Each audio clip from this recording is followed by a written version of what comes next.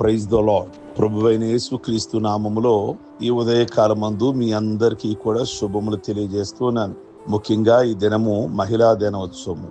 మహిళలందరికీ కూడా మా ప్రత్యేకమైనటువంటి శుభములు తెలియజేస్తూ ఉన్నాము. ఈ మహిళా దినోత్సవం నాడు కొద్ది మాటలు పరిశుద్ధ గ్రంథంలో నుండి ఒక 5 నిమిషాలు ఎక్కువైనప్పటికీ కూడా ఆసక్తిగా వినమని ప్రభు పేరట మీ అందరికీ కూడా తెలియచేస్తున్నాను. సహజంగా స్త్రీ అని పదం వినగానే ఇంటికి దీపం ఇల్లాలు అని ఒక లోకోక్తి మనం వింటూ ఉంటాం. ఎందుకనగా స్త్రీ లేని ఇల్లు అలంకరణేలి అడవిలాగా మిగిలిపోతుంది. కనుక సృష్టిలో స్త్రీ అనగానే ప్రేమకు, ఆప్యాయతకు, ఓర్పుకు, కరుణకు ప్రతీకగా నిలుస్తుంది. ఈ లక్షణాలు ఆమెకు మారుపేర్లుగా ఉంటాయన్న విషయం జగమెరిగిన సత్యం. అందుకే అందమైన అమ్మాయి ఓ ఆభరణం లాంటిదని, సుగుణవంతురాలు ఓ నిధి లాంటిదని సహజంగా మాట్లాడుతూ ఉంటారు. స్త్రీని మనస్ఫూర్తిగా అర్థం చేసుకుంటే ఆమె ఒక జగన్మాతగా మనకి కనబడుతూ ఉంటుంది. మనసుని మెత్తగా హత్తుకునే అమృతం లాంటి ఆమె మాటలు, పెరిగే బిడ్డలకు ఆమె చూపే మార్గం, త్యాగాలతో తన బిడ్డలను పెంచే విధానం చూస్తుంటే స్వయంగా దేవుడే ఈ భూమి మీదకి తల్లి రూపంలో వచ్చాడా అన్నట్లుగా అనిపిస్తుంది. నిజంగా ఒక స్త్రీని మనం గనక ఈ లోకంలో చూస్తే ఆవిడ చేసే సేవలు, స్త్రీ ఒక కుటుంబంలో కూతురుగా, లేదొక ప్రేయసిగా, లేదొక భార్యగా, ఒక తల్లిగా, లేదొక తోబుట్టుగా ఏ కుటుంబంలోనైతే గౌరవించబడుతుందో ఆ కుటుంబం స్వర్గధామం అవుతుంది. దేవుడే ప్రాణం పోస్తే ఆ ప్రాణిని మోసి కని పెంచి పోషించి మరో జీవితానికి లోకాన్ని చూపించేది స్త్రీనే.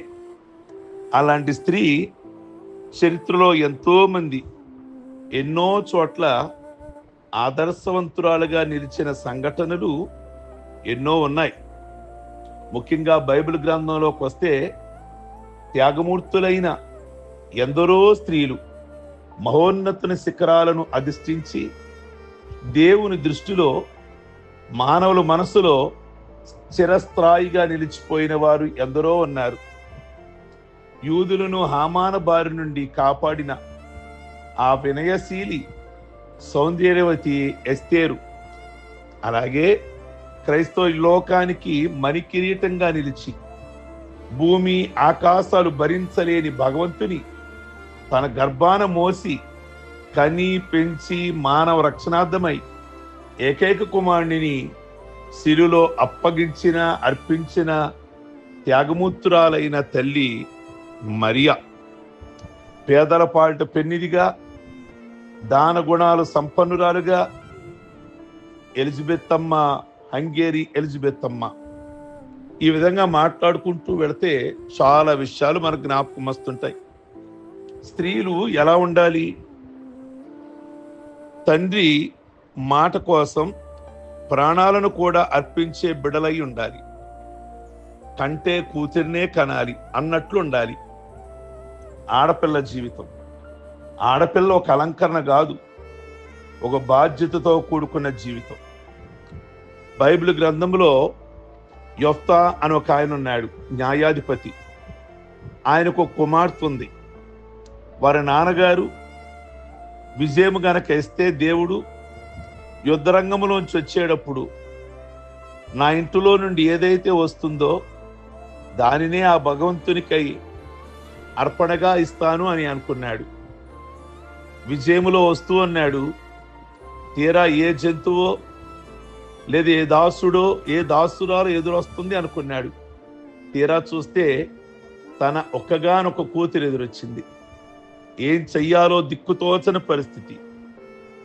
ప్రియా దేవుని బిడలారా, అప్పుడు తన కూతురు అడిగింది. 2 నెలలు తన కన్యాత్వం గురించి దుఃఖించి, ఆ తర్వాత తండ్రి మాట కోసం బలై ప్రాణాలు అర్పించి ఆ ఆడపిల్ల తల్లిదండ్రుల కోసం త్యాగాలు చేయాలని ప్రపంచానికి చాటింది యవనస్తురాలైన యెఫ్తా కుమార్తె. నిజంగా తండ్రి తల ఎత్తుకోగలిగిన విధంగా జీవించిన కూతురు యెఫ్తా. ఈ రోజున చాలా మంది కూతుళ్ళ వల్ల తల్లిదండ్రులు తలలు దించుకునే పరిస్థితి, అవమానకరమైన పరిస్థితులు ఈనాడు మనం ఎన్నో వింటున్నాం. ఎన్నో న్యూస్ పేపర్లో చదువుతున్నాం, న్యూస్ వింటూ ఉన్నాం. కానీ ఉదయకాలం ముందు జ్ఞాపకం చేస్తున్నా, తల్లిదండ్రులు తల ఎత్తిన కుమార్తె యెఫ్తా కుమార్తె.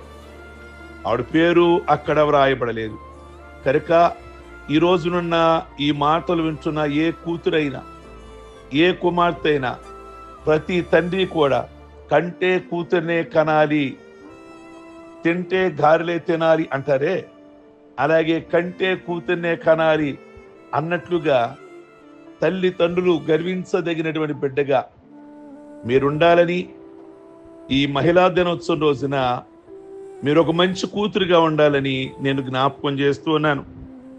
అంత మాత్రమే కాదు, మీరు ఒక మంచి భార్యగా ఉండాలి కుటుంబంలో. బైబిల్ గ్రంథంలో ఈ ప్రపంచంలో డబ్బే లోకమని జీవిస్తున్న భర్తలకు వారి మోసాలు, దౌర్జన్యాలు, సలహాలిచ్చి వారికి సహాయాన్ని అందించే భార్యలు కోకళ్ళలు. డబ్బే కావాలని మనకి, పేరు పోయినా పర్వాలేదు, ఖ్యాతి పోయినా పర్వాలేదు, మనకు రూపాయే కావాలి, ఈ అన్యాయమైన చేసి సంపాదించండి అని చాలా మంది సలహాలు ఇచ్చే భార్యలు లేకపోలేదు. కానీ అధికార వ్యామోహంతో ఉన్న పిలాతును యేసుక్రీస్తు కాలములో జీవించాడు. పిలాతు అనే ఒక గవర్నర్ తన భార్య తన భర్తకి చెప్తుంది, తప్పు చేయవద్దంది, హెచ్చరించి పాపం కట్టుకోకుండా కాపాడింది.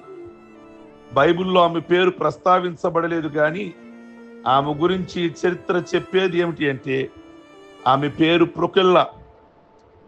ప్రియ దేవుని బిడ్డలారా, ఆవిడ ఆయన భార్య అయినప్పటికీ కూడా, ఒక గవర్నర్ భార్య అయినప్పటికీ కూడా, ఆడంబరాల మధ్య పెరుగుచున్నను దేవునికి తన మనసులో ప్రత్యేకమైన స్థానాన్ని సమకూర్చి యేసయ్యని సిలువ వేస్తున్న సందర్భంలో తన భర్త నిర్ణయం తీసుకునేటప్పుడు మంచి సలహా ఇచ్చింది.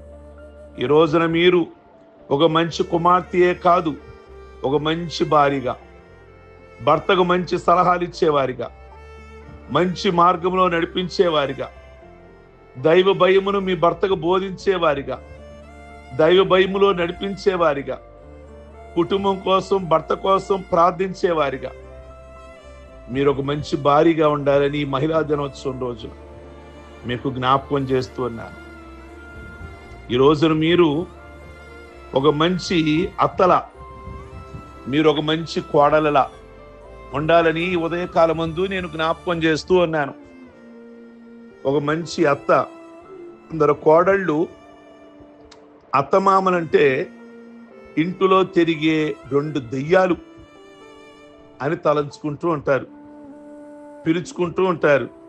కానీ రక్తం పంచుకోపోయినా అత్తే అన్నీ అనుకొని, అత్తనే అమ్మ అని పిలుచుకొని, కష్టాలలో కూడా అత్తను అంటిపెట్టుకున్న ఆదర్శవంతురాలైన కోడలే మనకు బైబిల్ గ్రంథంలో కనబడుతున్న రూతు. రూతు మోయాబురాలు, అన్యురాలు, ప్రభువుని ఎరగనావిడి. కానీ దేవుని నమ్ముకున్న కుటుంబంలో నయోమి కోడలుగా అడుగుపెట్టింది.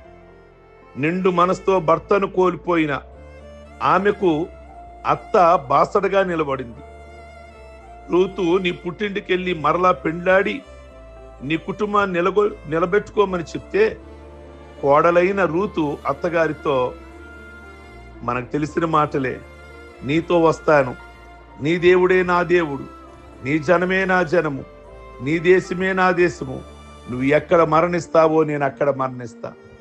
నిజంగా వాళ్ళిద్దరూ ఆదర్శవంతురాలైన అత్త నయోమి, ఆదర్శవంతురాలైన కోడలు రూత్. ఈ రోజున మీరు ఒక మంచి అత్తగా నీ కూతురికి ఏం కావాలి, ఎలా ఉండాలని అనుకుంటావో నీ కోడలు కూడా అలాగే ఉండాలని కోరుకోవాలి.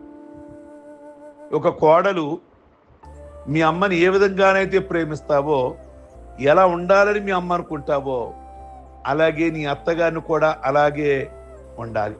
అదే మనసుతో చూడాలి. అత్తగారు కోడలను చూడాలి, కోడలు అత్తగారిని చూడాలి. ఇది దేవుని ప్రేమ. కనుక మీరు సంఘమైన సమాజమైన మీ గురించి మాట్లాడుకోవాలి. వాళ్ళ అత్తగారు మంచి అత్తగారు, వాళ్ళ కోడలు మంచి కోడలు అనే విధంగా ఈ మహిళా దినోత్సవం రోజున ఓ మంచి కూతురుగా, ఓ మంచి భార్యగా, ఒక మంచి అత్తగారిగా, ఒక మంచి కోడలిగా, ఒక మంచి తల్లి, ఒక హన్నాలాగా మీరుండాలని నేను జ్ఞాపకం చేస్తున్నా. ఇలా మాట్లాడుకుంటూ వెళ్తే చాలా విషయాలు మనకి జ్ఞాపకం వస్తూ ఉంటాయి. స్త్రీలు ఎలా ఉండకూడదు, తాను తప్పు చేసి భర్తతో కూడా తప్పు చేయించిన వారిగా ఉండకూడదు. ఎవరున్నారు? అవ్వ. తను తప్పు చేసింది, తన భర్తతో కూడా అదే తప్పు చేయించింది. మహిళలు అలా ఉండమాకండి. గర్వంతో తాను తవ్వుకున్న గోతులో తానే పడిన దుష్టురాలు యెజబెలు రాణి అలాగుండమాకండి. ఆవిడి గర్విష్ఠురాలైంది, తన గోతులో తానే పడి కుటుంబానికి భార్య భర్తలిద్దరూ కూడా నష్టపోయారు. అధికారాన్ని అడ్డుపెట్టుకొని నిజాయితీనే బలికొన్న స్త్రీ హేరోదియా. బైబిల్ గ్రంథంలో హేరోదియా అని ఉంది. తన భర్త అధికారాన్ని అడ్డుపెట్టుకొని తను చివరికి ఒక నీతిమంతుని చంపించింది. కనుక అలాంటి స్త్రీలాగా, ఒక అవ్వలాగా తను తప్పు చేసి తన భర్తతో తప్పు చేయించిన యెజబెలు రాణి గర్వంతో చివరికి ఇద్దరి భార్య భర్తల ప్రాణాలు పోయే విధంగా హేరోదియా అధికారాన్ని అడ్డు పెట్టుకొని, కనుక ఈ ఉదయకాల మందు మరి ఎలా ఉండాలి? మహిళా దినోత్సవం రోజు మీరు ఇంటిలో ఒక మంచి తల్లి. బైబిల్ గ్రంథంలో చాలా మంది తల్లులు ఉన్నారు. ఎవరిని జ్ఞాపకం చేయను? ఓ మంచి తల్లిలాగా, ఒక ఆదర్శవంతమైన తల్లిలాగా, ఒక ఆదర్శవంతురాలైన కూతురులాగా, ఒక ఆదర్శవంతురాలైన భార్యలాగా, ఒక ఆదర్శవంతురాలైన అత్తగారిలాగా, ఒక ఆదర్శవంతురాలైన కోడలిలాగా. కనుక అలాగ ఉండడానికి ప్రయాసపడదాం. మరి ఆ పేరు రావాలి అంటే మాటల్లో కాదు, చేతల్లో చేస్తేనే మనకు ఆ గుర్తింపు, ఆ గౌరవం లభిస్తుంది. అలాగునుందాం.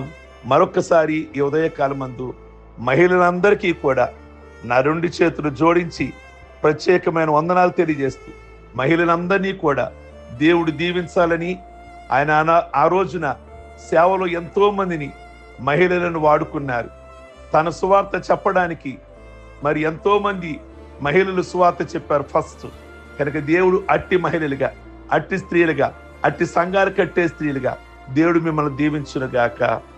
God bless you. ప్రార్థించుకుందాం.